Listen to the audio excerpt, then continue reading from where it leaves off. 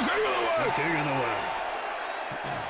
I feel like I want to say sugar tits a lot, and I wonder if that's because I'm racist, and I don't know it. Because sugar tits. Why does that make you racist? Because it's a quote from Mel Gibson. Yeah, but so's "Give Me Back My Son," and that's not racist. Okay, good point. You know what I mean? Yeah, no, I feel way better. Yeah. I'm sure somebody snuck in sugar tits before him too. Yeah. And And I've definitely said sugar tits before, and I am not racist. I just feel real bad about using that sentence. I think sugar tits is kind of it's not a compliment, but it's not a compliment. Yeah, because what is sugar tits? Yeah. Isn't it like sweet tits? Yeah, but like if I called you, like I might call you sugar tits. What's up, sugar tits? It's just like a hello, fun... apple dumpling bottom. See? Yeah, but if you call him sugar tits, he's going to get weird because he's got weird boobs. Do you have weird boobs? I do. He's got boobs. Well, when you say weird boobs, like they're upside down? Like what do you mean weird? They're like a lady's. Yeah, everything that I eat goes straight to my tits. That's a lady thing to say. Yeah. But when I lose weight, it's the first place I lose them from.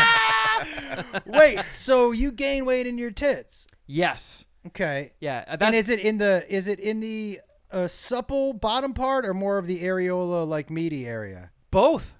Really? It's a mad dash for both. Yeah, I get more supple, and my nips get like all poofy. So can I tell you that when I was growing up, I had the same thing. Josh Wolf, by the way, welcome to the show. One of the reasons why I'm obsessed with working out. Honestly. Fake Native American Josh Wolf. Yeah, exactly. Yeah, this generation Steven Seagal. Welcome to the show, Kimo-san. Yeah, can I tell you, I bought this jacket at a gas station in New Mexico, and when I walked in and I saw it, I was like, hey, how much for that jacket? And the woman was so... Let me guess. Yeah. 20 wampum. Nah. 20? It's got to be 40 at least. Wampum? I'd say $51. 75. Right. Yep. Which is still, it's worth it. It's a fucking fancy jacket. I bought a bow and arrow at the same place. I bought did it work? a grinder. What do you mean a grinder? The app or? A weed grinder. Oh, okay. I bought some ceramics. I bought, this place had a little bit of everything. Yeah. I bought a shirt, a Western shirt. I bought some fireworks. Yeah, there was a little bit of everything at this place. Wow, that's a cool store. Yeah, New Mexico is. I've never really been out and about amongst the people, but it's kind of where I want to shop. Oh, like everywhere going shopping sounds lame to me. No, this place was. But the that best. sounds fun. Yeah, fireworks, bow and arrow, and a cool jacket. You could also get Mexican food and Chinese food at the same gas station. I don't want to eat that. What's more? Do you think is more dangerous for your butthole? 7-Eleven sushi, or that Mexican food at that gas station? 7-Eleven sushi. That's real dicey. I didn't know that. That's a thing? Yeah, gas station sushi. You guys have seen gas station sushi. Yeah, right? but they usually play it real safe. It's not actual fish in there. They don't play that game. It's crab with a K. That's right. It's capital K. Capital K crab. That's dicey.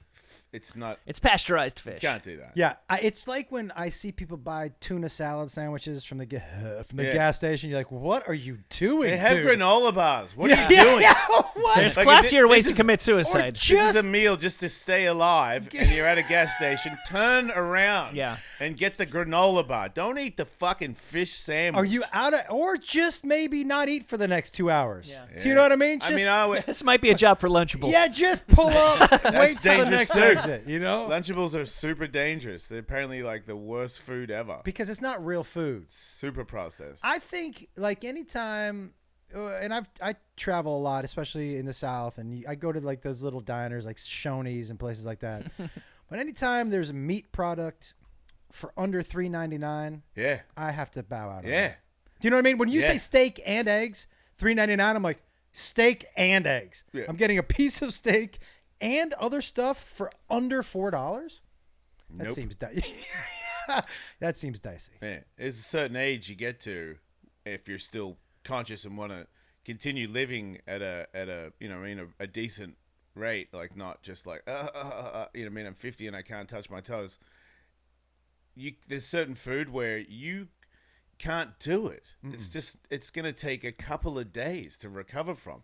Same with drinking, man. But I mean, before I quit, can't drink cheap shit. It would fucking wreck me. I have to try and drink something cleaner and not have too much sugar in it. Like all that bullshit. Like the older you get, the more they don't make you slowly unhealthy. They immediately make you unhealthy. Yeah. A Lunchable would fuck me for the whole day. The rest of the day, I'd be like, I don't know, man. How much better do you feel? I know I stopped drinking a while ago. How much better do you feel? Hey, yeah.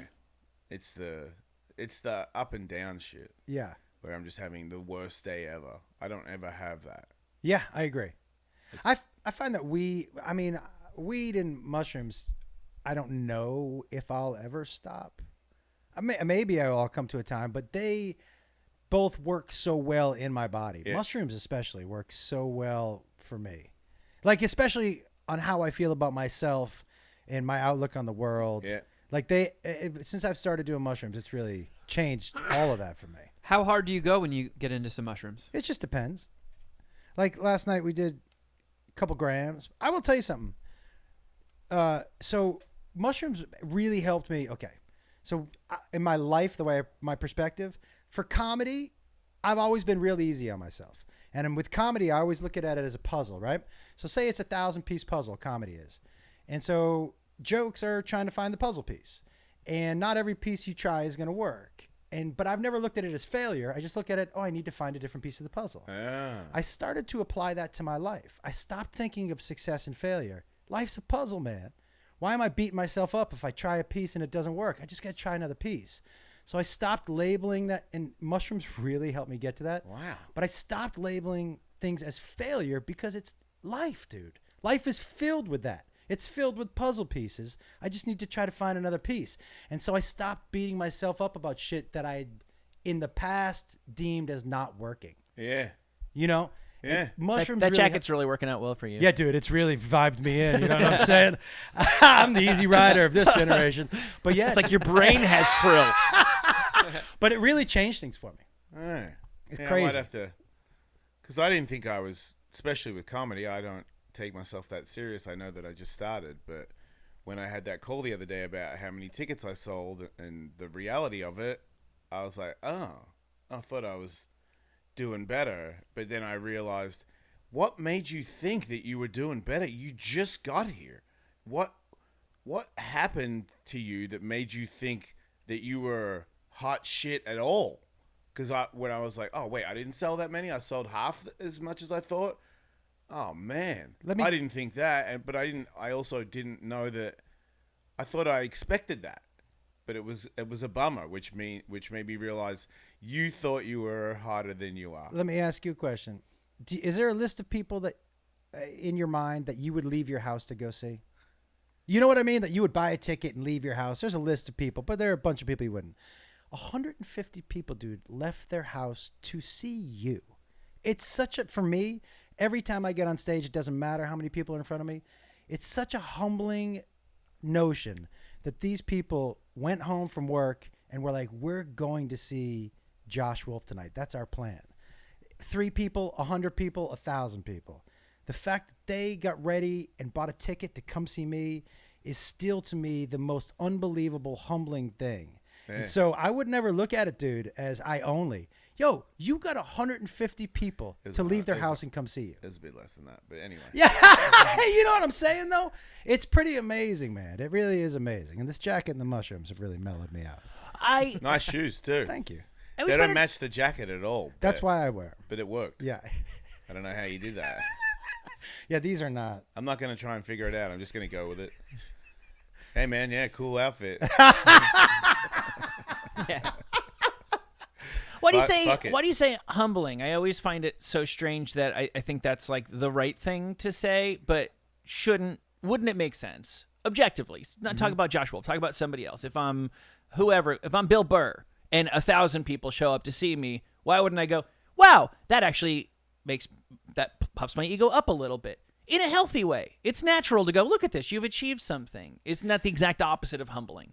No, I don't think so. I think it depends on how you're looking at it. You can be proud of yourself. There's nothing wrong with being proud of yourself. I think the word selfish has been made to make people think that they are bad people. There's nothing wrong with being selfish sometimes. Do you know what I mean? Like there are ways to be bad selfish and good selfish. And so to be happy and proud of yourself, that's part of the deal, man. healthy. That's part of the deal for what you accomplish. I was proud I did 45 minutes. Fuck yeah, I would be, dude. I remember when I saw the clock and I was like, I got more. But I'll leave. But I was like, I fucking thought for sure it'd be like about 35 in. I'd be like, so anyway, fuck. But Can I tell you, So I it opened didn't- for Sam Kinison the 5th time I was ever on stage. nah. Holy and, shit. And I thought I was only going to have to do 5 minutes. And so When did you find out it wasn't going to be 5 minutes? as I was walking on stage, How much did it? 20 minutes. Under wow. what circumstances Fuck. did you come to open for comedy legend Sam Kinison? I'm assuming somewhere near the height of his fame. Bill, For only your 5th show. Carl LeBeau, his father, I believe, on the way to San Antonio, I was leaving San Antonio. I believe his dad had passed, I think from HIV. I think that's what it was, but his dad passed away. So they were looking for somebody to open. And I had just won a comedy competition at a bar. And the promoter was like, who won that comedy competition? They're like, this kid, Josh Wolf. And they were like, call him, see if he wants to open for Sam. Shit. And let me tell you how unprepared I was. First of all, Kinison was a rock and roll guy. Yeah. I was a young, okay, this is what I wore to the show. I had acid wash jeans. I had a Blockbuster like light blue button down Oxford shirt that I tucked in with a black belt. I had my dad's dress shoes. I had a black motorcycle jacket and a ponytail with bangs. No, you didn't. Ponytail with bangs 100%. is ballsy. 100%. I don't That know if I was- can continue this. Let me tell you. Everything was okay until you said bang. Was that Punky Brewster's hairstyle? Yes, dude. Let me tell you. His fans lit me up. As soon as you walked out. Before I got to the microphone, one of them screamed, "You better be funny, Bobby Brady." And I was like, oh, fucking no. So 5th time on stage, you're not ready for hecklers. You're definitely not ready for his hecklers. And they were so done with me. Like 5 minutes into the set, they were just talking to each other. They were done heckling me. Eh. Can I tell you how bad it was? I repeated my act 4 times. I just Wait. didn't know how else to fill the time. You just did 5 minutes. Wait, you said it again? Four times? When more people walked in, I would be like, hey, you guys, you didn't hear my set, so let me start it over for you. I just did it over. So that, I'm curious. Which of the wouldn't four? call that- Which of the 4 would you say was the best? Do you want to know how the second show went? Because I didn't know there were 2 shows that night. And they sent you back out there. Fuck yeah, they did, dude. And Sam was fucked up, so Bill was like, you got to stretch a little bit. I'm like, stretch! wait, Did stretch you not on, watch the first fucking show? stretch on 20? Yeah, more than 20. So what happens when you didn't walk tell the off when you same walk joke off again. stage the first time? Yeah, I did. Nobody clapped or booed. They But, just but continued talking. backstage, what's the reaction? Oh, no reaction. Do you think they watched my set? Are you kidding me? They had no idea what had happened No, out there. as a matter of fact, when he said, I think I need you to stretch the second show, I said, did you watch the first one? He goes, it sounded great. I'm like, yeah, you were not paying attention to what just happened out there. See, that is... Because I got pulled into being in a spot where I was definitely not worthy of being there. Ryan Sickler had me come up in front of like 500 people, and that was... I went from the Dime Bar to that. Yeah. And then the very next gig after that, Whitney Cummings DM'd me. And I think it's because she's friends with Tony Hawk, and she was doing a show in San Diego, and she knows that Tony and I do a podcast Yeah. together. But she just said, would you want to do your set? And I was like, yeah, I can't say no. Right. But I was thinking, this is not right. And then it was at the Balboa Theater, where it was 1,300 people, sold out. And I'm backstage pacing. She's trying to talk to me and be friendly, and I'm just like one-word answers because I don't think that I'm going to remember my act, and I don't believe in it either, let alone... Like, I was like, can I remember the things that I've written down, and will it be funny? But I did the set. You know, I was cold. I got real cold. I'm pacing like I'm going to fight backstage. Everyone's like, you're going to be fine. You're going to be fine. I'm like, I don't believe any of you at all. I don't care who you are. I don't believe you. And I do the set, and I finish, and people laughed. When I walk off, somebody's got a light flashing in my face, and I was like, oh, what the fuck? And then I realized it's Whitney, and she's like, you fucking killed it, and gives me a hug. Tony Hawk jumped on my back as I was leaving the studio, the stage. And That's awesome, I dude. remember looking at the lights above me, and I was like, "This is not real. This is not really happening." And then she was like, "You did great. I'd love to have you somewhere." And I'm just looking at Tony, and he's like, "Yeah, dude." And I was like, "This is not real." Like, Have you gone back and watched the tape? They didn't. I don't know if they filmed mine. I don't. You don't. You have to watch your. You have to watch. Yeah, people have been saying that. You have to. Yeah. You haven't been doing it long, and because you're gonna watch yourself and go, "Do I do that with my fucking face?" Or you're gonna notice something about yourself where you're like, "Yeah, I don't like that," or the mic stand or the way you hold the mic. What I've watched. It helps. No, the one I've got is. So anyway, I say too much. Yeah. So anyway, and I'm like, stop saying that. Yeah. But I think I hold the mic okay. Maybe I I, can haven't come got to that one of your critical. shows and you can put on the shock collar, and I'll be off to the side, and every time you go, so anyway, I'll zap you. Yeah. Wow, that really adds a little something to the set. It'll That's for def- sure. it'll- Shock collar. I don't know if Yeah. it'll be a positive, but Yeah, you might sell a couple more tickets. everybody come see me get electrocuted. I mean, It's an angle. Yeah, it for sure is an angle. Also, maybe see some weird titties. How does that work? Well, I mean, maybe he shows some weird titties. Oh, Yeah, yeah. if the shock collar doesn't work, I'll flash you. Yeah. Like, oh, I have to step up the His punishment. now. titties are funny. I'm telling you, I had the same titties. My Did, brother, do they look like old salamis? Wait, you were fat? my brother used to tell You're me. shredded. But the reason is that I had these meaty nipples growing up, and I did not like it. I remember my brother telling me that I wore a shirt at the swimming pool growing up. Because of your titties. Yep. But you weren't a fat kid, right? No, but I had some titties, and I was like, I'm gonna work out obsessively so I don't have these. Like that's really what pushed me to even now, dude. Look, I'm 53, but I'm 6 days a week. You don't want those nipples back. I And do don't not blame want my you. meaty nipples. When did you cross over? Like, when did you start really aggressively putting that chapter of your life behind you? What age? The meaty nipples? Yeah. When did you become a fit guy where you could actually, anybody could look at you could tell that you'd been working out? 19, 20. All right. When I got through high school, Uh-huh. I wasn't too bad in high school. I was younger, like but I just never I always had my shirt on. Locker room, I just kept my shirt on. You know what I mean? So you became like the hot chick that had a personality because she was ugly in high school. Because I had meaty nipples. Yeah, I had to develop a little bit of sense of humor. I also had 3 older brothers. So when you're the youngest of a big And they family, didn't have meaty titties. they did not have meaty titties. Hey, there was only one way. And older brothers like to give out purple nurples, and if you have Oh. meaty nips, that's a big Yeah. target. Yeah, Did that's that a happen to you? double twist. No, not really. Uh, I didn't get these fucking sloppy things until I was maybe in my mid-20s. oh, you got radio tits. Yeah. I got too comfy. Yeah, radio people are not healthy. No, but they don't have to be. No, I disagree. Because you could live longer. I feel like people forget that. I know it from dating apps. All the people on dating apps that are my age that link up with me, I'm like, you look older than my mum. It is weird. What's up with your lifestyle? Because it has to be that. Like my friends from high school and college, I think there's something about living out here and being in this business that kind of keeps you. Yeah, because everybody here is narcissistic. Yeah, without And you've doubt. all got to, you try to look good because everybody figured out that good-looking people get more chances in life. I have to tell you, it's one of the leaving here was maybe the best decision of my life. Leaving Los Angeles. You moved to Vegas. We moved to Nashville first. My wife did not like the weather, so we moved to Vegas. What's Nashville's weather like? Shitty. Gets cold. Cold, wet, tornadoes. Oh, hey, fuck that. Yeah. Humid. What's So- humid, The whole super. shit, yeah. I can't. The humidity is the worst. So now you live in Vegas. You got a pool, right? We live in Vegas. We got a pool. Everybody has a pool there. It's the chillest place we live 20 minutes off the strip. It's quiet. It's just coyotes. Yo, we saw the biggest fucking spider I've ever seen in my life What? in A Vegas. hairy one or? Not a tarantula. Eh. It was at night. I was a little high. They That have helps. yeah. It helped the size too.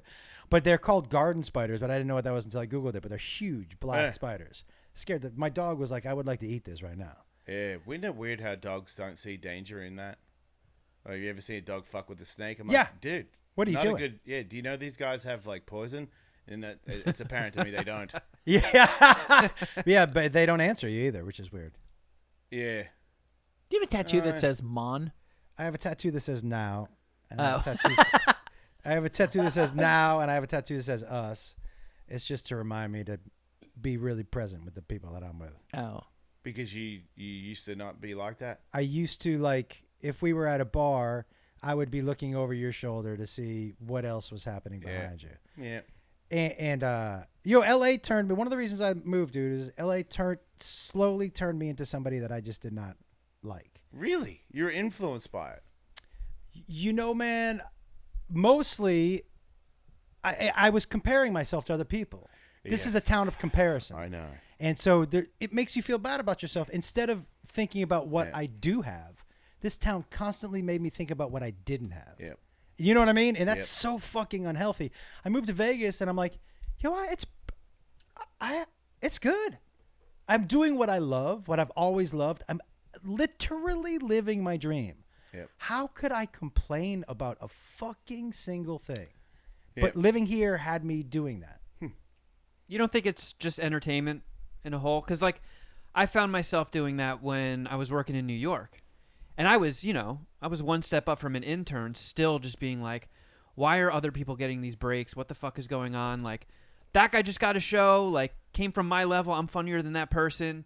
Like, working in stand-up, even seeing other people get gigs that you might secretly feel they don't deserve.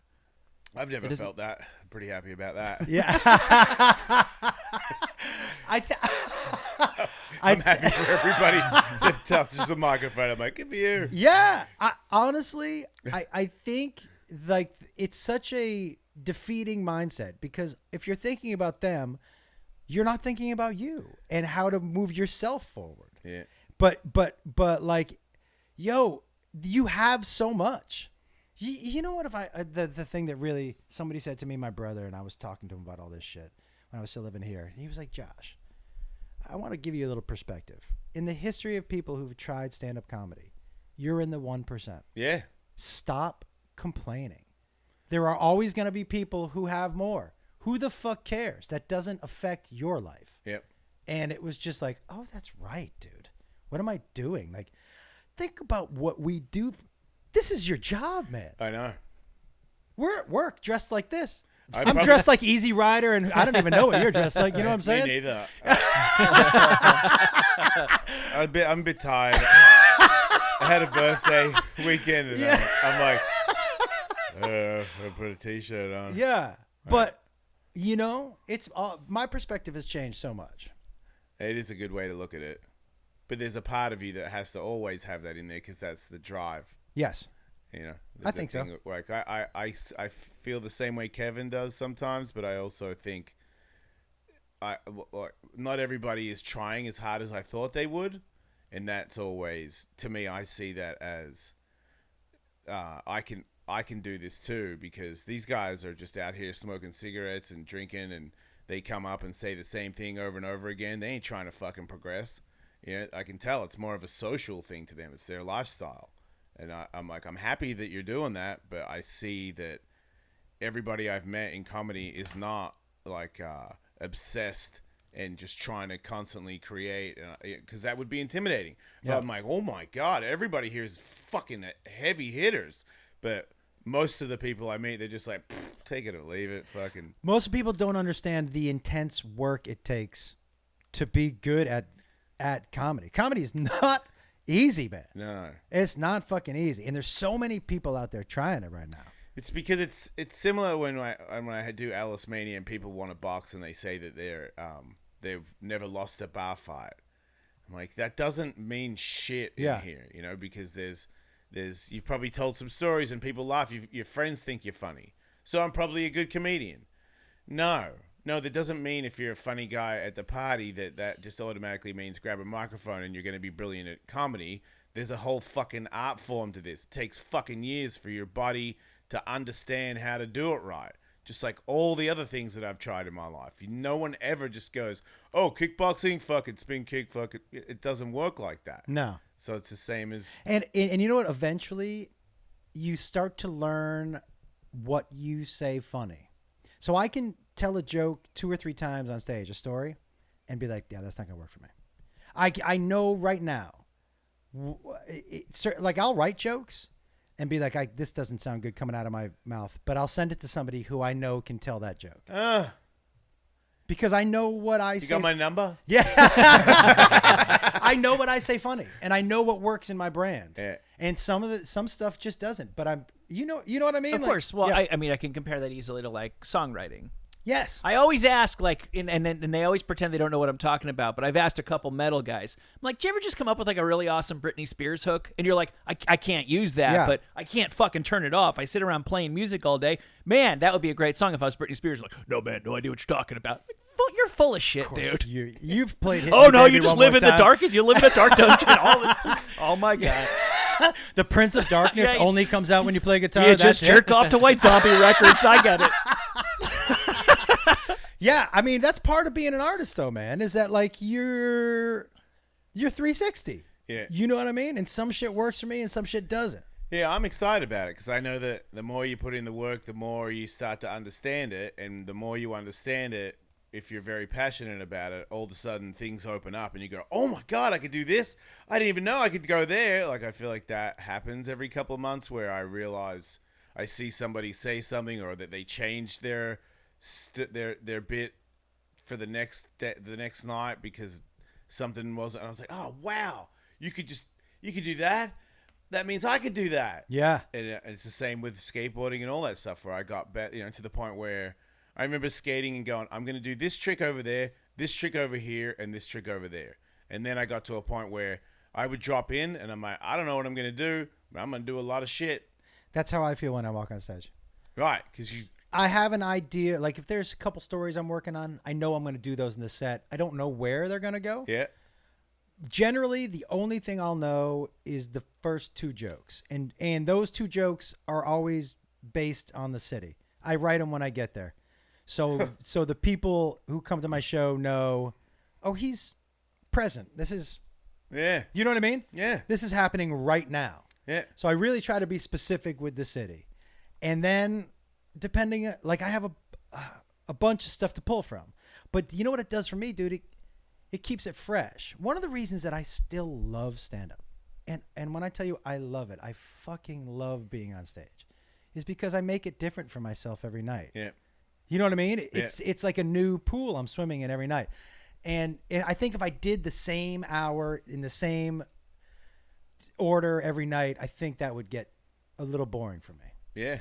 Yeah, I believe that. I don't have the...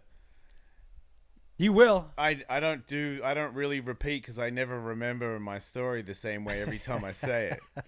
And I'm never that convinced that it's perfect. I'm always thinking every time I go up, I'm like, how can I make this better? Dude, ask any comic. A joke is never done. It's just a matter of when are you done telling it. Because you can always add tags. You can always drop a word. You can always tighten here or there. It's never... look, there's a joke. One of my biggest jokes is... I tell a story about throwing my buddy a bachelor party, but I pranked him, right?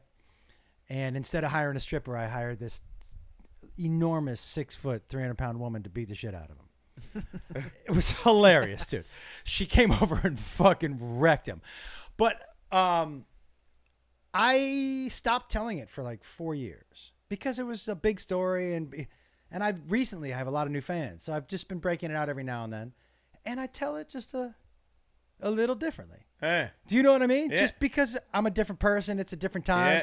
Yeah. But I don't write my stories down either because I'm not that good of an actor.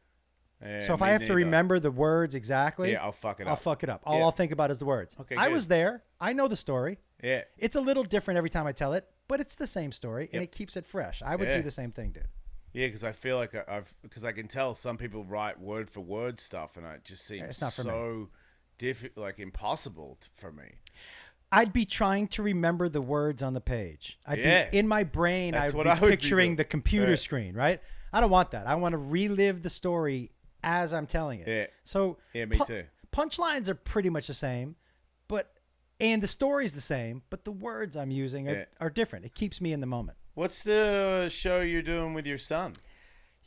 listen. Like you do stand up together as well, right? Yeah, he comes on the road with me. We do a lot of Q&A. My oldest son has started coming on the road with me and doing stand up. I've never felt better personally and professionally in my life, dude. So he goes on the road, but you also have a show, right? The show premieres, I don't know, when is this air? It'll be a month or probably 3 weeks. Okay, so the show is on my YouTube page. Yeah. And it's called Family Tussle. And it's a father-son competition show. And the loser has to do an embarrassing punishment. Wait, I saw photos of boxing. Did you fight him? He and I got we did 3 rounds. Wait, were you fucking really boxing? So Freddie Prinz was my trainer and Brendan Shaw was his trainer. Wait, did you really punch your No, son? I would never punch him, dude. I would never. I jabbed it out. He threw a couple punches at me. How old is he? He's 25. Okay. But you can not, box though, right? I mean, more than him. he's 6'3", Yes, and that does make it harder. and quicker. Yeah. Oh, okay. Yeah. And faster and has better stamina. He's 25. You know what I learned really early on? An in-shape 50-year-old is still nowhere near in good at cardio as an out-of-shape 25-year-old. Okay. Like this dude, he's like, I haven't worked out in 2 years. I was gassed. All right. He was dancing around. But there were a couple times, tell me if this has ever happened to you. I could see the punch coming, but my reaction time, I was like, oh, here comes that punch. Ding, how come I got hit with that? Do you know what I mean? Like my head was not moving in time. Yeah, with good guys, that happens to me. Yeah, I'm not sure how good he is. I'm just terrible. But this show is called Family Tussle. We shot 10 episodes. Like, I think I sent you one. The first episode, I had to get a tattoo. He made me get a tattoo. A good one? No. There's a tattoo on my back right now. It's the worst. And you're not prepared to reveal what it is? I think I can, because by the time this comes out, it will. What do you think? Maybe we should make people go watch it. Yeah, for sure. But I'm titillated. My wife was like, I came home from the shoot, right? And it was 2 days later, and she goes, is that a fucking tattoo? And I was like, oh, I forgot to tell you I got a tattoo. She was like, what does that say? And she read it. She was like, you got to get that. You got to get that removed. I can't look at that. Yeah. But I lost a bet once, and it was for getting a tattoo of the other person's face on your ass, like a big one. Did you get it? Your whole butt cheek, yeah. So I lost, and I kind of knew I was going to lose, but I thought it would at least be like a challenge. But in the end, to qualify, somebody hit my front wheel on the first turn and broke my car, so I didn't even get to race him. Yeah. But the race started and I lost, so I was pissed. And then I get the tattoo, and the guy that I lost the bet to, Twitch, shout out to you, fucking pussy. He has a head tattoo, and he's shaved head tattoo guy. So the portrait on my ass, kind of, people would think that I might have got my own face on my ass, but also it's our friend. Katie knows my friend, and it was on there for a while before she said one day, you know, every time I'm behind you, I don't think it's great. That tattoo is not, you know what I mean, a good look for you. Do you still have it? No, I covered it. What'd you cover it with? Baphomet. Your face? No, the devil. Oh, okay. Yeah. Wow, that was a quick jump. Twitch is pretty evil. He's a nice guy. Do you have any tattoos? Yeah, I got this bad boy when I got bored in Las Vegas one time. Okay, all right. Yeah. Yeah. You had to be there. Yeah. I mean, that tattoo that's like 1940s sailor. Which is what I wanted. Oh, I is that wanted what you like were going the for? classic, Yeah. this is my darling Clementine back home, but where it's supposed to be Yeah. a girl's name, it says your mom. Yeah. But I've been saying for a while that I would do it until the kids got wise to it, and once they figured out the dumb joke, then I would change it to something. Right. And my daughter is like 4, and she's like, did you get that? Everything is Minnie Mouse. For me? And I'm like, oh, right, that's what you do. That's what you do. You cover it up and actually put your kid's name in there, and That's what I problem got. solved. Yeah. Kids. Yeah, there you go. I got the kids. You got how many kids do you have? I have 2 now. How old are they? 10 and 4. How old are your kids? 17 and 13. Yo, the 17 and 13, it's such a whole different blend of problems, issues. Yeah. Do you know what I mean? They're better problems, but they're just as long as they don't go real bad. Fewer 'cause problems, they could be bigger much worse. problems. Yeah. And 10, like 4, it's constant. You have to be around them all the time. But the problems are like, what's the biggest problem? But Yeah. 17, Boo-boos. She's got boo-boos. Yeah. Your 17-year-old drive? Just got her car. Just bought her a car. Is it nerve-wracking for you? Fuck or you yeah. yeah. I saw her drive off the other day, and I just stood out on the street and watched her drive off. She's the indicator waiting at the road, and then off she goes, and I'm just like, fuck. Oh. It's so crazy. It scares the shit out of me. Yeah. This guy got rear-ended on his way down here today. Yeah. Yeah, people are fucking morons out there. Was somebody looking at your titties? I hope. You gotta stop flashing. You gotta stop flashing truck drivers. In your convertible. You, my friend, are no Christy Brinkley. I hope you finally learned your Good lesson. reference. Thank you. Yeah. I wonder how many people know that exact reference you're talking about. I think people listening to this and watching this probably get it. Yeah. Is that the best vacation? First one? Christmas. Yeah, Christmas has Oh, to have wow. some strong votes with No, you just showed your age. Shitter's Full. I mean, that's a pretty good one. The squirrel in the tree, that whole thing is pretty dope. European vacations always had a special place in my Really? heart because my parents The titties? were clearly unable to find a real babysitter, so my boy cousin watched us, and we went to the VHS store and watched that. And he's gonna pork her. Rusty's okay. Maybe he's gonna pork her. I was like, that's like where I learned porking. I think That's a big day. The first tits I The new saw. Rusty bummed me out. Yeah, I agree. See, I agree. I didn't know the old one, so Oh, but the Anthony Michael Hall is like, Russ is great. yeah. yeah. I remember the first titties I saw on screen was Animal House. Really? Yeah, those were the first titties I saw. I grew up in a different world. Clearly. Seeing titties on TV was pretty underrated. I'd already seen. What do you mean? I saw mad titties my whole life. Where? My mum's friends and my dad's friends. They were just titties hanging out? Yeah, some people did some stuff to me as well. Okay, I'm sorry about that. Yeah, but I'm just saying it. Whenever we talk about this stuff and he brings up the movies that he sneaked in to watch so Yeah. that he could see a titty, I never had that excitement. I feel like I saw Naked Lunch, found a tape in my parents' bedroom called Naked Lunch where guys came on salads and the girls ate it, and I was way too young to watch that. I'm too young right now to watch that. And I was like, I remember it was like maybe 3 other people, and we all just sat around silent. Yeah. Like, I have to tell you, as a child, if I saw that, the next time I went to dinner and they were like, "Do you want dressing on the salad?" I'm like, "Nah, I'll take it." I never put it together. I just realized. Yeah. Whenever anybody brought up salad, I didn't go, "Fuck, watch for dad." I didn't put them together at all. I didn't think that they liked this video either, even though now I'm realizing, well, then why did they have it? Yeah. Because they did, and if I have to think which one of them was watching it, I fucking know which one was watching it. Ugh, And yes, it makes total sense that he was watching that. I can't think of a single worse way to serve cum. On a salad, Yeah. Katie wanted me to come on a burger once.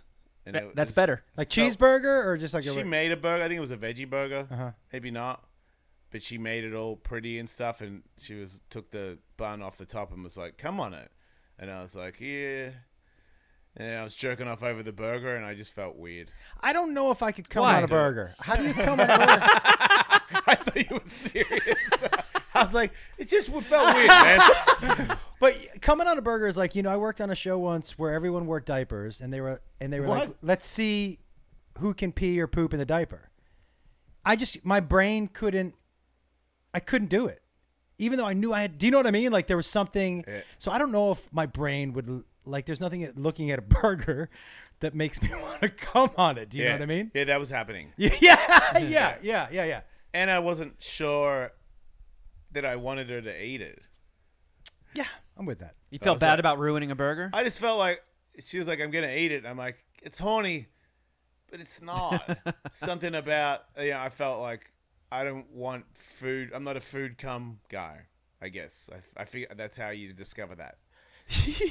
I was like, because I like kinks. Yeah, And sometimes yeah. I've been Yeah. introduced to kinks that I'd be like, "Fuck no," and then I do it, and I'm like, oh wow, that's awesome. I'm into that. But yeah, apparently coming on food is not my thing. Yeah, I without even trying to do it, I'm pretty sure it's not my thing. It's almost a waste. Of the food or the cum? The cum. Yeah, Perfectly yeah. good cum. Yeah, yeah. It's supposed to go somewhere cool, not on a burger. This is earmarked somewhere cool. Go, baby. But you know what, dude?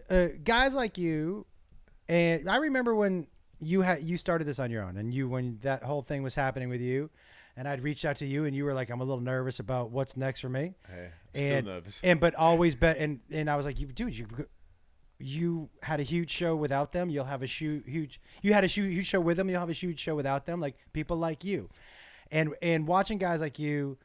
One of the reasons that like this show that I did with my son, funded myself, written myself, produced myself. I'm not waiting for corporations or execs who aren't creative to tell me what's going to work and what's not going to work anymore. Yeah. It's just not going to happen. Yeah, I said that in an interview on someone else's show the other day where, right when it got big, it's serious, people were like, oh, well, then you should do this. And I was like, what? How big's your show? Right. Wait, you don't have a show? That's weird. Like, you don't have a show, but you're telling me how I should do my show because it got successful? Like, maybe when I started, you could have given me a couple of pointers, but when you don't have a show or never have had a successful show, and now that mine's successful, you've got a couple of ideas. Yeah. And I know you don't give a shit.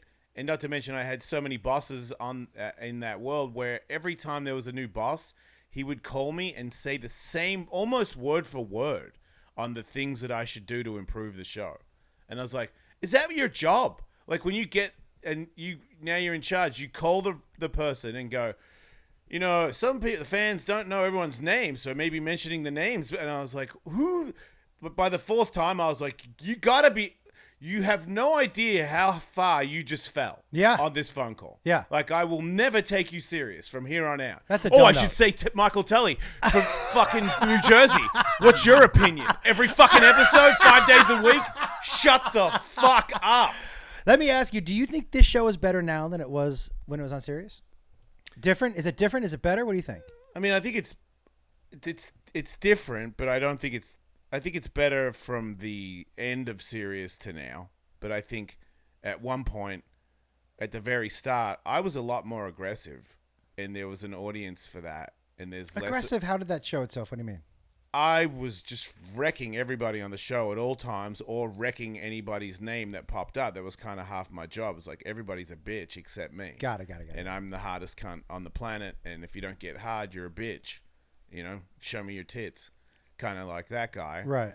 And now I'm a lot more respectful to everybody. I'm happier with myself, so I don't need to tear people down anymore. And I think a lot of people really enjoyed that. Yeah. Just judging by the way the world is these days. There's a big chunk of men that want to hear men talk about how powerful we are. And it's more, being half a gay, that didn't fucking help at all. Right. I feel sorry for these guys. But I also have a different, I'm not like, I'm not going to hammer these guys for an hour and a half about what a bitch they are compared to me. Right. It's not funny and it's mean. Yeah. But I don't think 10 years ago that I thought that. Do you guys do you feel like this version of the show, like how do you feel like it's different? I mean, different, it's hard to say, but here's a metaphor that I would use. It's like, say you strike oil. Right, and so you buy the whole field around it. I'm assuming that's how oil works. It's like I like how you go into a metaphor. You're like, I actually don't know if this is how it works. I'm with you. It just feels like you tap a vein until that vein is dry. And I'm not envious of shows. I'm not envious of bands like the Red Hot Chili Peppers. I just read an interview with a guitar player, like their one main guy, like. I think he likes the money but hates being in the band, so he keeps joining and quitting and joining and quitting. And there was a guy that was there for 10 years as his replacement, and he said something fairly frank. He's like, I kind of tried to flesh it out a little bit, but it became pretty clear to me, and I love those guys, don't get me wrong, that there was kind of a formula, and they were going to stick with the formula. I'm not jealous of the Chili Peppers recording their 50th album that sounds exactly the same as Blood Sugar Sex Magic. So to me, I welcome a new studio or a new time slot or a new intern, a new anything, because it's like if nothing had ever changed, I feel like we would still be tapping the exact same vein, and that would be tapped by now. I think that's so. a All really this good all this analogy. is just a new area to explore, and it feels different, and feeling different makes it different. Wow. Yeah. And all the changes that have happened around us Right. are, it's a fight. You can't take it any other way. Yeah. Like, I'm a huge success, but now we're going to let you go. I'm like, but you said this was, like, I signed things because you wanted to make sure that I wouldn't leave. Right. What are you talking about? I've got to go. What went wrong? And there's no real I didn't get an answer. So, you got people like you and obviously the fans that are like, you're going to be fine, you're going to be even better. But that felt like a loss to me. Like, I was like, wait, I'm fired. Yeah. You're letting me go. I only see that as a negative. I'm sorry, but obviously now that we're out, my day-to-day existence is 1,000 times better. It is. 1,000 times. That's pretty awesome, man. Right. But and I got to look at it. I think that what you said earlier about looking at other people's success, I think I see, because now that I'm a podcaster, I look at all the podcasters and I'm like, your mum's house. I'm like, man, that's a good show, but I did this first. Like, I feel like I invented Your Mum's House, and their show's called Your Mum's House. Yeah. I feel like there was a time there where I was, everybody on the show was saying that. And they're gigantic, and we're nothing, But you're not nothing. Well, you're right. 'Cause You're not I got a nice car. I still live a good life. Yeah. But I can't help jumping in and noticing that instead of being the big kid on the block, I'm very small now. But here's what I keep going back to. You're small compared to Yep, you do. Yeah, Tom to the and biggest Christina. one. Yeah, to the biggest podcast in the world. But compared that's how- to but that- 99% of the other podcasts. That's how winners look at it, Josh. Who's the best? Why aren't I as good as him? When do I get to fight him? Because I'm the best. I get it.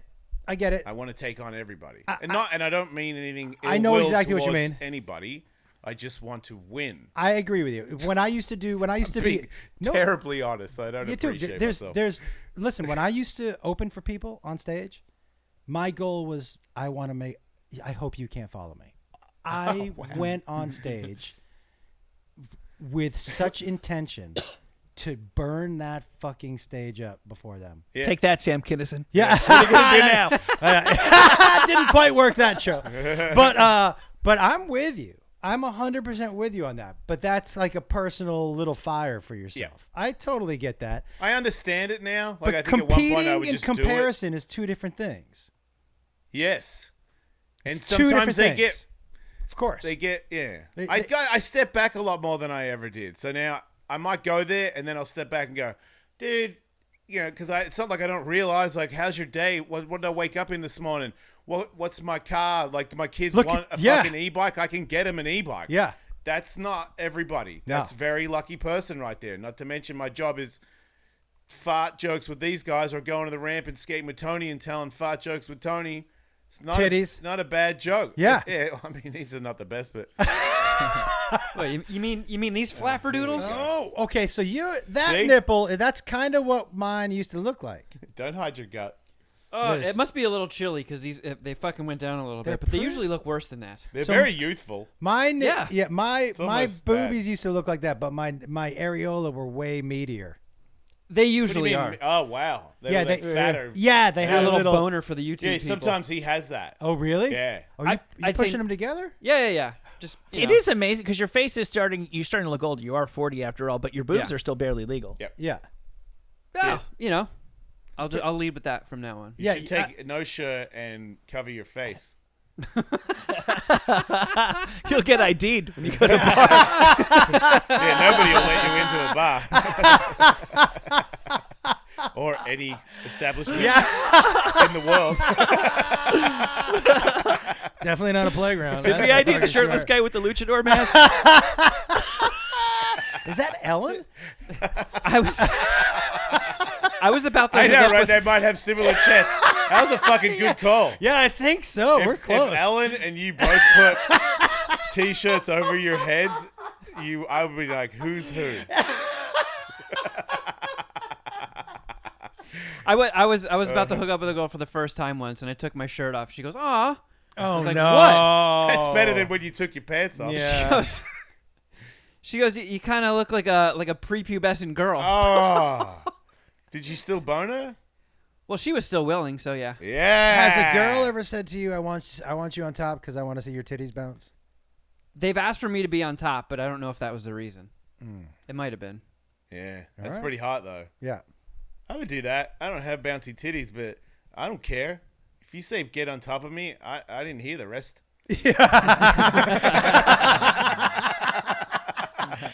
You like get on top of me, you stupid cunt. I'll be like, Yeah. Yeah. stupid cunt, bouncy. Yeah. Oh, dude. What are we doing here? You know? Yeah. I'm curious. Are you gonna go over to Australia or anywhere to do stand up? I would in a second. I'm just so new and not worthy, dude. Yeah. But I would like that's one of the things that I fantasize about. To be good enough to another country would have me there, and yeah, of course, if I got to be in the country I was born in, Yeah. that would be fucking incredible. Right? But I realize that's It's You know, not that far off. a long way away. Yeah, it's not. But especially if you bring the podcast. Yeah, I'd be interested to see how that does in Australia. Terrified. Because that one would mean a lot. Like, if Yeah. everyone's like, fuck, what's up with this shit? I'd be like, oh, man, Australia doesn't get me. We're Yeah. going. My son and I are going in January. We put a show. You've traveled somewhere else New already. Zealand, Yeah. UK, Dublin. Our first show in Brisbane, we put the show out last week. It's not until January. First show sold out in 3 hours. It's that I don't know what it is about Brisbane, but the last time I went there, it sold out real quick too. I don't know what's the like that part of the country. What's it known for? That is it like a blue collar area? It's a bigger state, so it's spread out. The city's pretty basic. Like, it's not as gnarly as Sydney and Melbourne city-wise. Yeah. And it has the Gold Coast, so it's like the surf capital of Got it. Australia. So it's more Australian. They have a thicker accent up there, and they're more it's more of a dude's world up there. Yeah, I had the last time I went, the shows there were fucking outrageously good. Outrageously good. I can't wait to go. You know what I love about touring in Australia is that Australia in particular, I find, will sit and listen to a long story. Like, and I like telling long stories. And the Australians will listen to the fucking whole story. Yeah. It's pretty awesome. I really love it. Yeah, I wonder if that's because I feel like Sydney and Melbourne gets way more high level entertainment sort of pushed on it. 'Cause Yeah. it's the big cities. It's where everybody thinks they're hot shit. It's where all the money is. So Queensland might be a little more excited to have people. I fucking loved it. Yeah. Absolutely loved it. I always love going there because I like it's more Australia. Like, Sydney and Melbourne is a city, and it's very LA, New York. LA, New York. Yeah, that's what it felt like. In Queensland is, you're in a different country. Melbourne felt like New York City to me. Yeah, and Sydney's LA. Yeah. Totally. Yeah, when we grew up and skating, when hip hop started, Melbourne was New York. And Oh, that was East Coast, West Coast? yeah, Yeah. we were all way more similar to Biggie's thing than we were Tupac's thing. And then when I moved here to California, then it was Tupac is the jam. That's so good. Oh, now you two-pack. Yeah, Tupac, man. I saw a guy on a train in Australia once with the tattoo on his stomach. White guy. I was just in Fuck Calgary. life. I was just in Calgary in fuck Canada. life, mate. Dude had a Tupac. He wore a Tupac onesie to my show. Footies and a hood. A onesie. What? Tupac on the okay. chest. Yeah. Tupac onesie. And I go, are there footies on there? And he was like, you know it. He lifted his foot. I'm like, you have a Tupac onesie with footies. So weird to honor a man's legacy by wearing something that if he were here, he would murder you for. Yeah. Yeah, with the hood and Right. everything. Yeah. Yeah. It was but it's a commitment to buy one, but to wear it out on a Saturday night is Yeah. like next level. This dude clearly doesn't give a fuck what you think. Yeah. Remember how I used a flamethrower in the front of the house the other day? Yeah. And the neighbor was there? Yep. Two of them, yeah. Yeah. They telling you? Nah, the neighbor came up to Katie and asked some shit about the flamethrower. What did she say? Oh, she asked me what it's Use for. your camera. Hold on a second. It's for shooting flames, duh. Did the neighbor? Yeah. So there was one neighbor who seemed somewhat favorably disposed, and one who seemed less favorably disposed. The one that was going to get the phone out, and I said, "Do you want to film it?" And then she put her phone back in her pocket. She's the one. The lady with the dog. No, the No, one no, with no. the one in the car that said, "Wow, you can literally feel the heat coming off." Yeah. that." The cool one. Okay. Yeah. She brought that up again. She was like, "What is that actually for?" And then I was telling her, "Oh, it's actually for clearing brush," and explained that it was, a gift and so on and so forth. And she was like, "You know what I really think it's for?" She came in all close and she was like, "Zombies." For what? Zombies. Zombies. She thinks that if there's a zombie attack, she's going to come over here because I've got a flamethrower. How That's a You know what? bad how idea. far does the flame shoot? Further than I thought when I turned it on in the backyard. What do you think it was, like more 10, than 15? 10 feet? Oh yeah, like 35. No fucking Dude, way. I'm trying to start it and it won't start because I don't know how to operate it yet. And I'm in the backyard and Katie's just watching me and I don't know. And I'm trying to make it turn on. And then finally I get the thing to work and it goes, and I'm like, oh shit. And then I press it again. And I watched the flame go. And I'm like, oh fuck. And it goes right across the whole backyard and into these bamboo trees. Yeah. And They I'm lit them on like, fire? And does it retract right away? Like, how does it work? if you leave it on, it stays out there. Oh, my. It was the little Yeah. flaming. I did like a shh, and it fucking like 30 foot hit the bush, turned the bush on fire, and I was like, oh shit. And I went and got a hose, and when I got the hose, I look over, and Katie's just looking at me through the window like. I'm like, did you see that? Yeah. She's like, yes, I fucking saw that. Maybe you should Google how far it shoots before you turn it. I was too frustrated trying to get it to work. The little flaming droplets were the bit I was less prepared for. What do you mean? There's a little bit of like post-cum dribbles that are like the little propellant themselves, the like little real gasoline. flame? Yeah, so there's like a couple little drops of whatever the fuel is, and they're Yeah, on they hit fire the little on pilot ground. light too. Oh, no. Yeah, it's like the couple of drops after you pee. After you except they're- pee. except they're on the ground and they're on fire. By the way, mine are on fire sometimes, so my little drops of pee. This is every 50. Yeah, this is 50 is 100% right. Wow. And so I don't know that I would need a flamethrower, but it might be cool to have one. Yeah. Do you know what I mean? Oh, yeah. Nobody needs one. It's a piss poor weapon for zombies, though. But if wait. you think about it. Do you just order 'Cause, one like, on the internet? You have to wait for their head. It's, like it's street legal. You can just order a flamethrower? It's right over behind him. That's So a flamethrower. I can go online and be like, you know what I want? This is legal in LA, even though somebody Googled that flamethrowers are illegal in LA, but the guy that gave it to us said that it's legal in LA. So if I go to jail, I'll be like, my friend told me it was legal. What would make, like, when they started to pass the flamethrower laws, who's like, you know what? I think we should keep it legal. For what reason would they need that to be legal? Protection. Clear and brush. Yeah. Zombies. Okay. Well, they starting What about- massive forest What fires. about in the East Coast when the snow's on the driveway? Well, you got a snowblower. Fucking melted off. Yeah. Yeah. I've seen a video of somebody doing that. Me too, actually. It's pretty cool. Yeah. It's pretty cool. Tells me that. Yeah, I stand corrected. Why I think, blow snow when you can I think kill it? everybody should have. More to the point, here's the real question. What's so bad about us having flamethrowers? Well, how about this? You didn't know how it worked, and you shot a flame 35 feet across your backyard and started a fire. I put it out. Yeah, but not everybody might have a hose handy, or 35 feet across the street might be a cat. Why do you got to You know keep what I bringing mean? up You old know, shit, Josh? what's That's- that? Why do you got to keep bringing up old shit? Yeah. I'm just saying, I don't know if a Those are good flamethrower- arguments, but have you seen the flamethrower? I haven't. It's I pretty haven't. cool. I will say I have a friend of mine, this dude who does radio in Kansas City, a guy named Johnny Dare. Johnny is a great dude, and he always invites me over to his house when I'm in Kansas City because he's like, do you want to see me blow shit up with the flamethrower? Yeah. And the answer is always yes. Yeah. Of course it is. Oh, fucking 100%. You're saying he blows shit up with it. Dude, That's way cooler. his flamethrower is larger than that. Yeah. It is a monster. And his house is a house full of just weird shit. But like, yeah, I mean, entertainment purposes, that's 100. That's like top of the list. Yeah. But I think I smoke too much weed. to be fucking about with a. That's also another good argument, but have you seen the flames come out of it? It's really cool. It goes really far. Yeah. It's really hot. Well, see, you reminded It's me. got all these elements. I stand corrected, Yeah. man. Yeah. I mean, you can say all that, and then we could go out on the street, and I'll go. And I'd be like, "You're right. You should have this wow, for sure." this is fucking cool. Yeah. Can I use it? I'm like, yeah, you can. Fucking Yeah. everybody should. Yeah.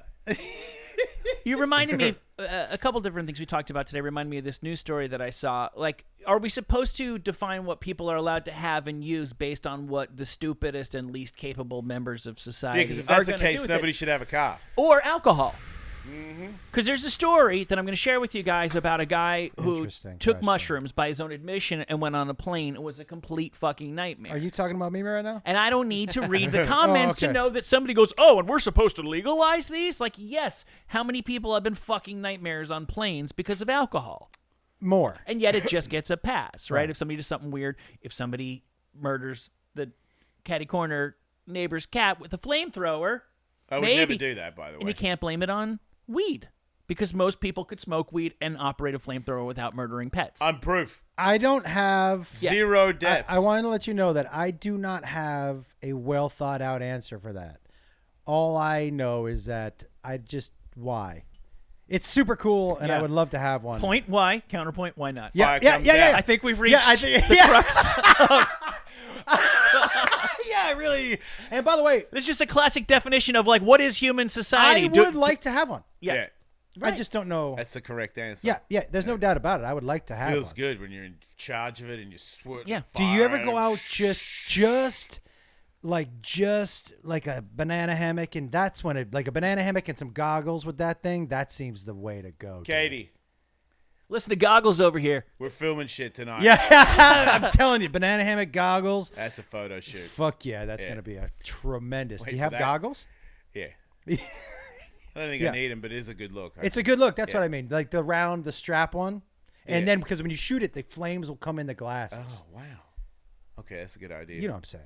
So check this out. In a United Airlines flight from Miami to D.C. Was a bad trip in more than one way. The guy takes mushrooms. He tries to go in the bathroom. There's somebody in there. He actually manages to break the lock on the lavatory bathroom.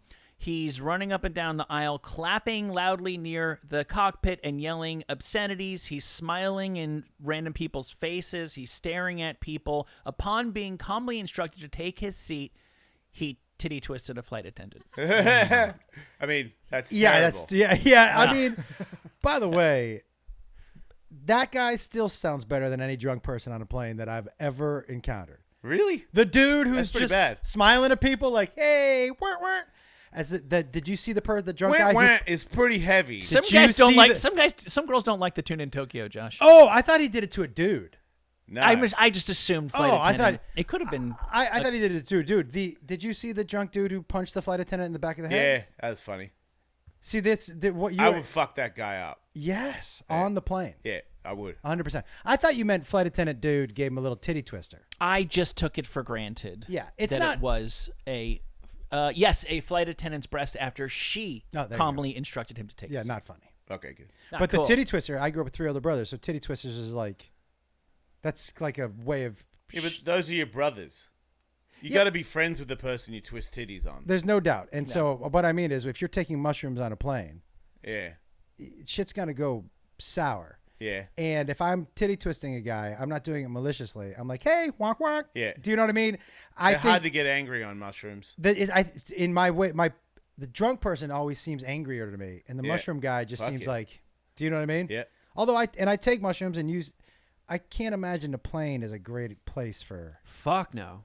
that. Also, like every time I do mushrooms, I just get real chill and relaxed, and I don't really want to do much stuff, let alone break fucking locks and honk titties and harass people and scream. Yeah, But you don't have deep unresolved psychosis. I probably do.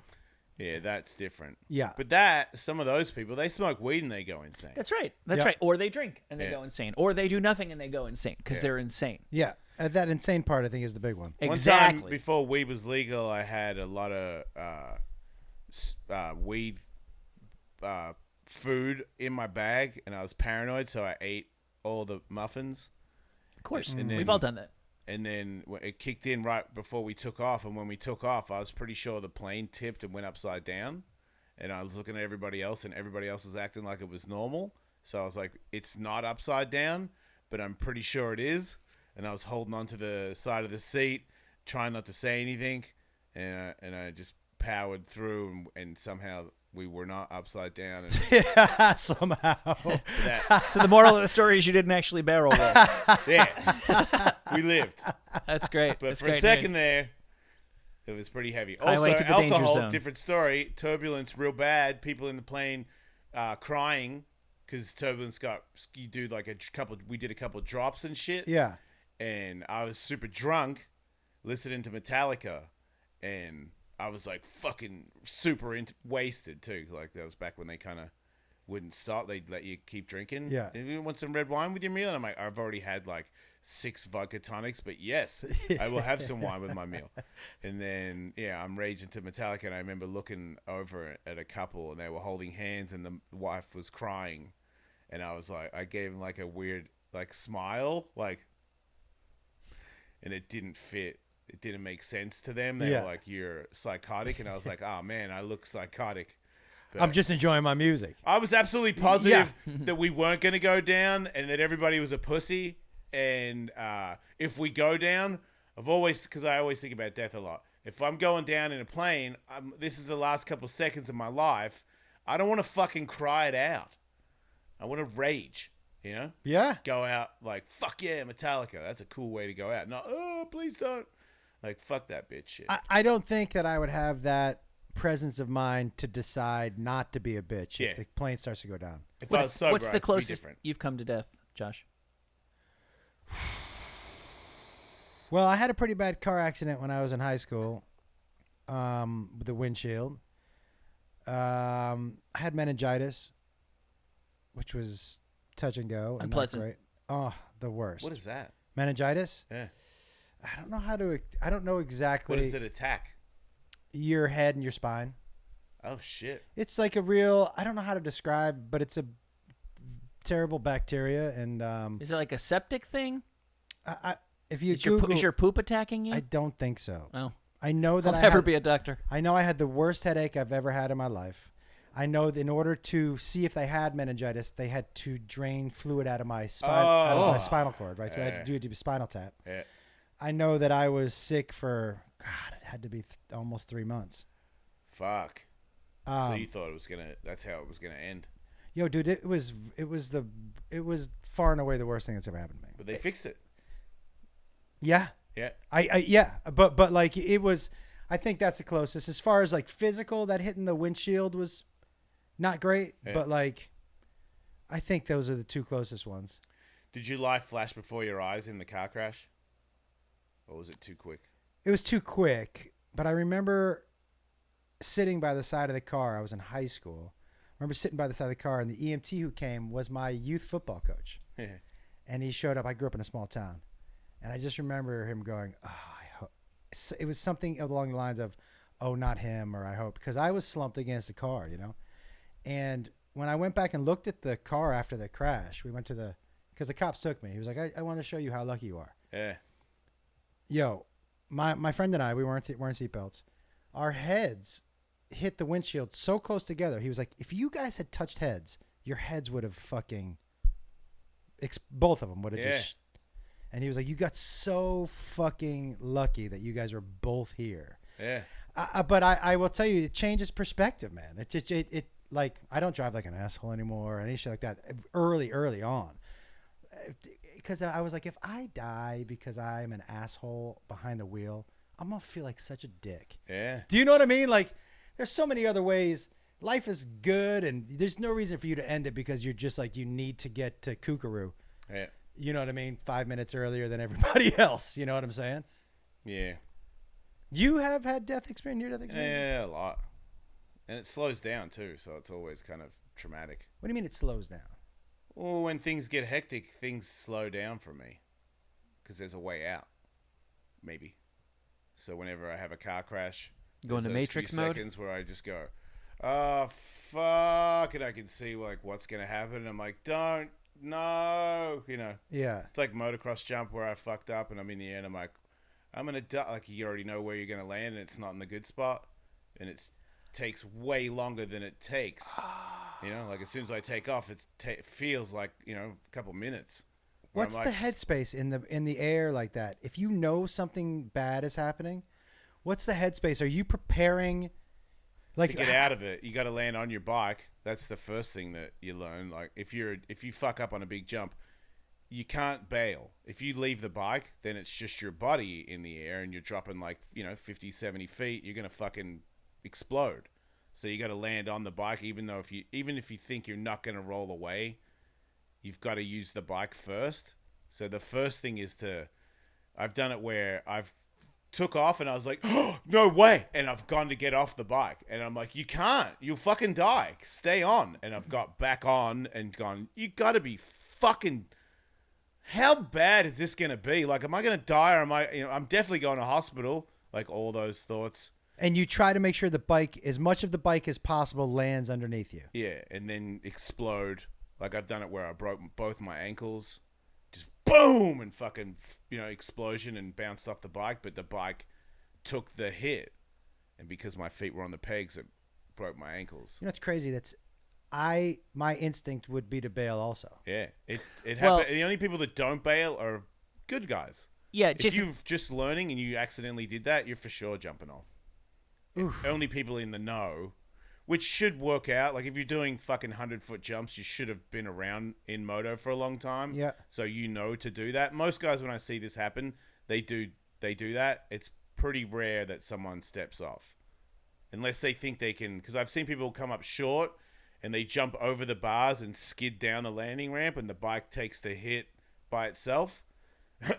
Yeah. But I've seen that not work. And even when people do that, it's still 150-foot jump. They end up breaking their leg or their ankle when it hits the ground or whatever.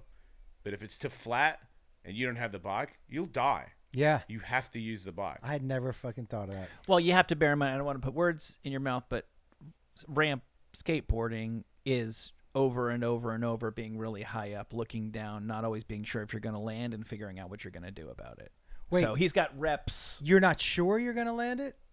That happens a lot, yeah. At I mean, what less point now. of the jump? At what point of the jump? So when you take off, like at what point of the jump do you know, oh, this is gonna be okay, or this isn't gonna be okay? Is it immediate? Sometimes if it's really bad, it's straight away, yeah. But sometimes, especially the bigger ramps, you're so high you can't tell where you're going to land until you're coming back in. So you don't know until you're coming back in how dead you are. That's And fucking if it's a crazy. contest, this happened my whole career. It's in a contest, I take off wrong, I'm not bailing. It's a contest. I'm fucking making this trick. So I've been in the air where I'm like, fuck, and then I'm fighting it to try and adjust it in the air, which is really hard because you have nothing to hold on to adjust. You kind of flapping your hands or some shit and then land wrong and still make it, or land wrong and fucking explode on the flat. That happened to me millions of times. Can you think of a time where you were like, "This is gonna be really bad," and it ended up being, "Oh yeah, this was actually pretty good." Where you fixed it? Where you fixed it in midair? Yeah, fuck yeah. I did a contest once where it's a kickflip indie where you flip your board into your hand and then you put the board back on your feet. And I've done millions of them. And in the contest, when I went to flip it, it didn't flip. My foot missed the side of the board, so the board just stayed floating in front of me. And I went to grab it, and my fingernails scratched down the grip tape. I went shh, and then I reached again, and I didn't have time to grab it. I just had time to slap it.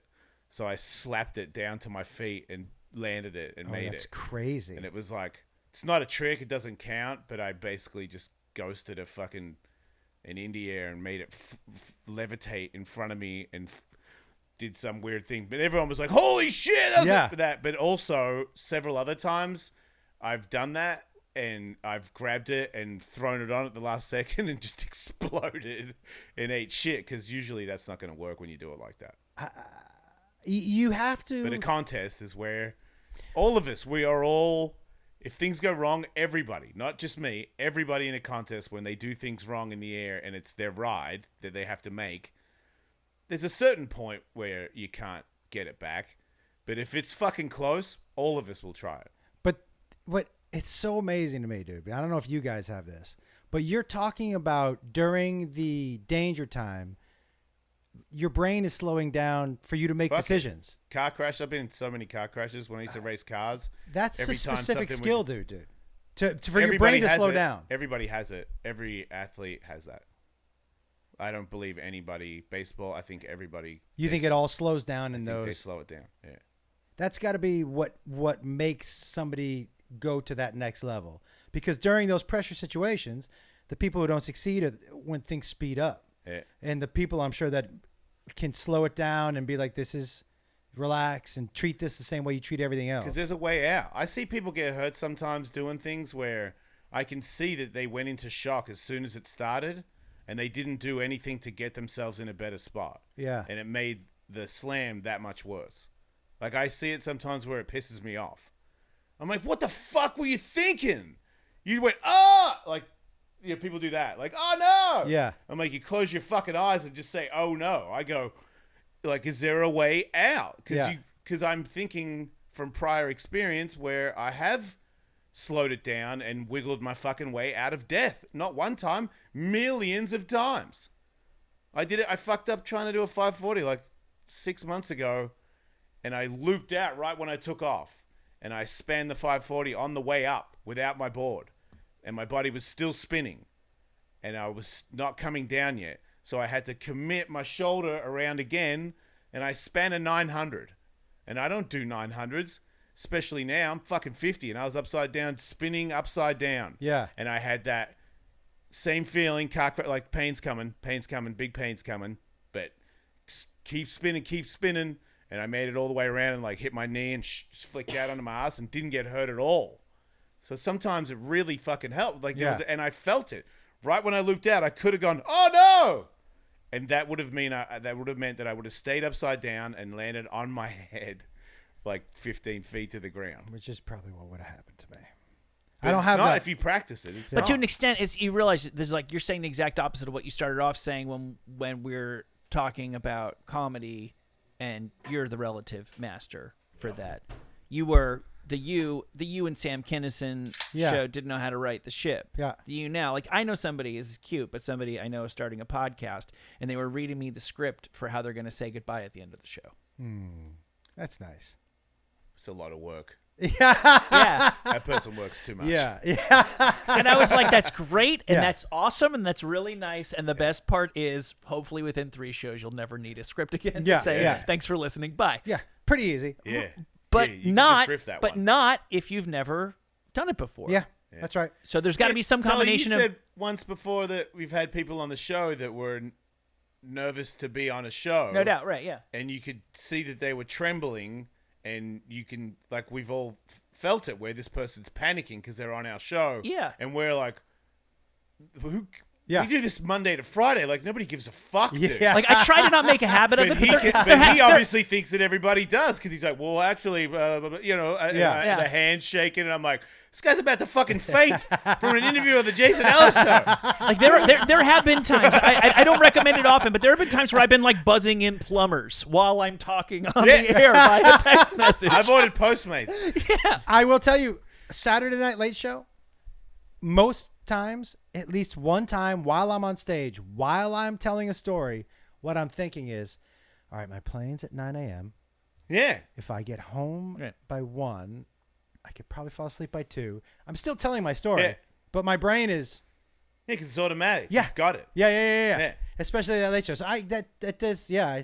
Yeah, and so it's got to be some combination of natural skill and reps. Yeah. I'm sure I hate there's- late shows because it's not that big of a crowd and they're not as pumped to laugh, and I'm not that funny. Well, those Saturday Late Shows, they're drunk. Sundays are fucking... I do Sundays at Ha-Ha's, and it's good for me because it grounds me, but it's also fucking demoralizing. Yeah. It's like 3, maybe 12 people. Hello, and there's comedy. always one lady that's like goes, ew, really? And now I just think I'm doing stand-up to this one lady who thinks I'm gross for sucking a dick. And I'm just like, oh, man, she hates gay people. Why am I even here? Why are you doing this? Get in the car, drive all the way back here going, what is with you? Like, why do you do this to yourself? A long Love that. drive after an uncomfortable set is like those are the things that, because from skateboarding and doing radio and Yeah. having these, when I first started in radio, nobody cared. Like, Yeah. nobody was even, my boss didn't know what I was doing on the air. And no one was listening. And it meant so much. It was so dramatic, the whole thing, to make the show work, if it was a good show or a bad show. Yeah. It made, like that, for instance, driving late, too, because I stayed afterwards and watched the rest of them. And it was like 1 a.m. I'm not a late night guy, and I've just sort of made this adjustment recently for comedy. And I'm driving down the 405 at 1 a.m. by myself after this one girl was super pissed that I said China was dead after I fucked her. She was like, really? And I was like, well, she did die. I liked her, I fucked her, and she died. So Yeah, these are Not facts. immediately Yeah. after. Yeah. I didn't kill her. I didn't do it. Yeah. I wasn't there for the murder. I don't have death dick. Yeah, I'm I just like saying. her. Yeah, I yeah, liked her. Yeah. But I just drove home just seeing her face over and over again. I'm like, why you're just annoying. Yeah. Like, that's not comedy when No. you make a lady just be offended by your existence. Yeah, but like, it's I kinda- know what you're going to say, and I'm just saying, but I appreciated I got home, rolled a joint, stabbing myself over and over again with the punishment of not being Fuck yeah. successful. But I could also hear the other part of me go, this is how you get good at it. This is what you put yourself through this hell, because you wake up tomorrow with a fire up your ass and you're like, I'm fucking coming back and I'm going to make that chick laugh at me. Like, I never said, that's it, I'm never going again. Dude, like, I'm going. That's what happened after Kinnison. After Kinnison, You were like, fuck that. My girlfriend said to me, well, at least you got that out of your system. Yeah, okay. And I said to her, I go, I may not be a stand-up comic, but that's not the last time I'm on stage. Yeah. They're not chasing me off stage with that. Right. Like, And that's all you need. yeah. That is all. I know Tony and I have had conversations about success, how to be good at stuff, and he has a far more intricate way of succeeding. But my one still, at the end, I go, yeah, but if you never give up, that's really all you need. Yeah. I don't have how to do it, how your mindset, all that stuff, a little bit, but my basic one to anyone that asks me is, you just don't ever fucking give up, ever.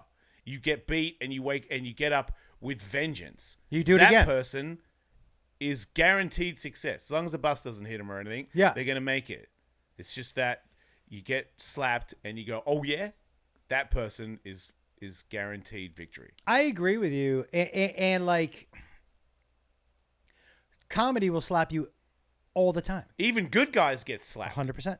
I've seen it. 100%. I've seen him kill and then do the same thing the next night. Nobody liked it. I'm like, this is fucking terrifying. Yeah. He is bombing and he's a fucking legend who I just saw tear it up yesterday. Fucking 24 hours. Why is everyone not laughing at it now? You guys know who Joey Diaz is. Of course. Fuck yeah. Okay. Joey's one of my oldest friends, right? We live together in Seattle. I've known this dude forever. Joe Diaz, if you tell me who's the funniest person for 15 minutes at the Comedy Store in the original room, I would tell you, I put anybody up there. Sebastian, Burr, Rogan. 15 minutes in that original room at the top, nobody's Joey Diaz. Yeah. Nobody. I've heard that. He also, I've seen him eat shit. Right. I've seen him, and he'll tell you, yeah, I fucking ate shit last night. Yeah. What the fuck? Crazy. And he didn't have a bad set. No. It just sometimes people Yeah, dude. aren't into it. But for real, to me, the funny. I started with him and Brody, Shit. and I remember watching the two of them when we were first starting. Brody especially, nobody bombed like Brody. Nobody bombed like Brody, and same with Joe. But so they would bomb, and then as they were bombing, they would get mad, and their real personality would come out, and they would crush. Yeah. And it was such a crazy lesson for me as a young comic. I was having it took me a while to piece together. Oh, when you're yourself, you do well. Yep. When you're trying to be somebody else, Yep. you don't. Right. And so when those, especially Joe now, dude, that dude steps on stage and he's himself, he fucking murders. Yeah. It's so authentic. He's dirty as fuck. Nobody leaves his show feeling like, oh, I'm offended, because he's so authentic. It's hard to be offended by somebody who's just truly, do you know what I mean? Yeah. Truly themselves. And so, yeah, man, like it's. But I have a feeling you don't have a problem being authentic on stage. No, I guess so, but I feel like some days are better than others, and I think it's because of that. I feel like maybe the nerves or something happened right before it where I'm under pressure and I can't tap into myself like I thought I could. Because sometimes it works really well, and I'm like, am I a genius and I didn't even know it? Like, I've done sets where everybody was like, holy shit, and I walked off, and all the people that booked me were like, holy shit. And I was like, I've got it. And then, Yeah. And then I go to Ha-Ha's on Sunday, and it's like, I don't. I don't have anything. I don't have anything at all. Yeah, Yeah. I don't know what happened that night. I don't get it. So That's what I love think it about might be because I think with the ones that I have done well, where it's like awkward, more pressure, where I go, fuck it, and I feel like the fuck it makes me just be me. I agree. So I feel like I've had arguments that fought my wife, and then went and did comedy, had an argument with my wife, and then was like super bummed out about it. But I said I was going to be there that night, so I went anyway. It's like, hey, Jason. I'm like, hey. And I was just sitting in a stool waiting for me to my time to go up, and I was like, I don't give a fuck, dude. Who gives a shit about anything right now? And you killed. did well, yeah. Yeah. Because you didn't put anything on it. Yeah.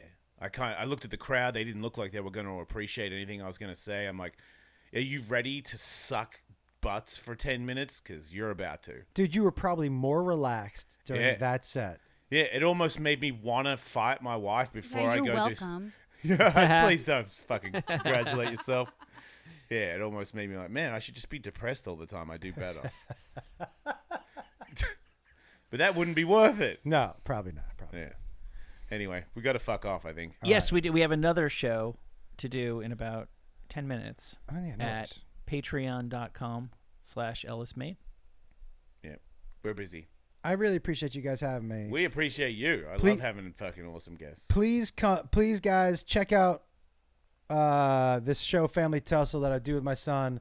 Like I said, it's the best thing I've ever done, and I'm so proud of it. And to like do this all ourselves, and to do all the press, and do all the funding, and to write it and direct it and produce it, it just feels like the most me I've ever. The thing that I've made that's the most me, because there's no other outside fingers on it. That's awesome. Yeah, it feels so fucking good. So I'm really proud of it. And I how can appreciate people you. find it? It's on my YouTube page. It'll also, by the time this is out, it'll be on my Facebook page. But it's Josh Wolf Comedy on both of those, and it's like Is that where you see your tour dates too? my tour dates is on my website, comedianjoshwolf.com. Okay. All right. I And appreciate what you episode do guys. they find out what the tattoo is? Third episode. Thanks, dude. Thanks, everybody, for listening. See you next week. Take care of each other. Don't die. What I did to him.